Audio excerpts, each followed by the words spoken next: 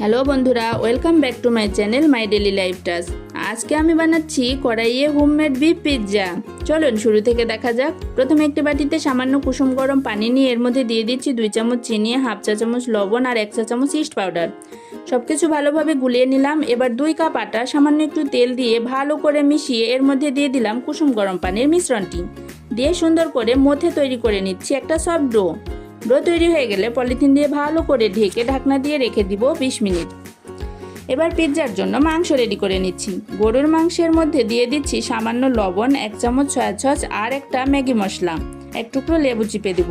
সবকিছু ভালোভাবে মিশিয়ে ম্যারিনেট করে রাখছি 5 মিনিট। এখন চুলায় তেল গরম করে এর মধ্যে দিয়ে দিচ্ছি 2-3 টুকরো এলাচ, তেজপাতা ও দারচিনি।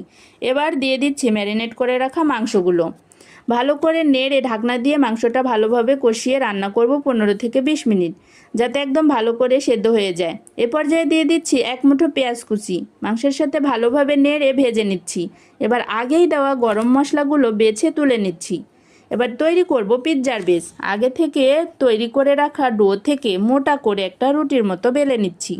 তারপর একটা কড়াইয়ে সেট করে দিচ্ছি। এ সময় চুলা বন্ধ থাকবে। এরপর কাঁটা চামচ দিয়ে পুরো রুটিটা ছিদ্র করে এর ওপর একে একে দিয়ে দেব টমেটো সসের প্রলেপ, চিজ, কষিয়ে রাখা বিফ, টমেটো রিং, পেঁয়াজ রিং ও ডেকোরেশনের জন্য 3টে কাঁচামরিচ।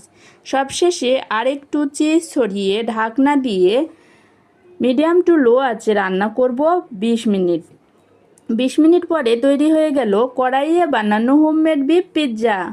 ভিডিওটি ভালো লাগলে অবশ্যই লাইক, কমেন্ট ও শেয়ার করবেন। সবার সুস্থতা কামনা করছি। ভালো থাকবেন। দেখা হবে নতুন কোনো ভিডিওতে। আল্লাহ হাফেজ।